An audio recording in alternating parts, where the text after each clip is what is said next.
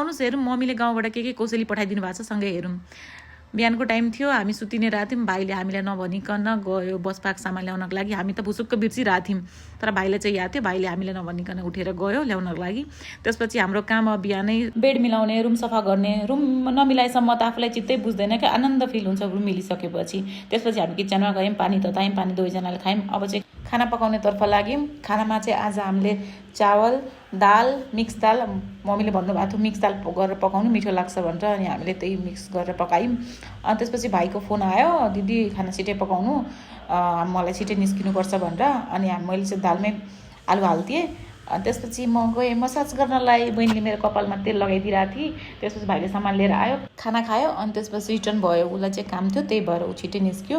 अनि म चाहिँ उताबाट नुहाएर आएँ। अनि मम्मीले भन्नुभएको थियो मलाई फोन गरेर मात्रै सामान खोल्नु, त्यही भएर मम्मीलाई फोनमा राखेर अनि सामान निकालिरहेको छु। हेर्नु न कति धेरै सामान पठाइदिनु भयो घरबाट, त्यही पनि भन्दैन थियो कि मैले थोरै नै पठाइदिएँ भनेर। अनि हेर्नु न कति धेरै केरा, आफ्नै बारीमा फलेको केरा, निम्बु, खोर्सानी अनि घेरोला 2टा मात्रै बारीमा फलिरहेको थियो, त्यो पनि मम्मीले चाहिँ मेरो छोराछोरीले खान्छ भनेर पठाइदिनु भएको। हेर्नु त आमाको माया भनेपछि यस्तो हुन्छ कि आफूले नखाए पनि मेरो छोराछोरीले खाओस् भन्ने हुन्छ। अनि त्यसपछि हामी सबै सामानहरू मिलाउँदै अनि राख्यौँ। अनि आजको लागि यति नै, भेट्छौँ अर्को ब्लगमा। त्यतिन्जेल लागि बाई बाई, धन्यवाद, थ्याङ्क यू।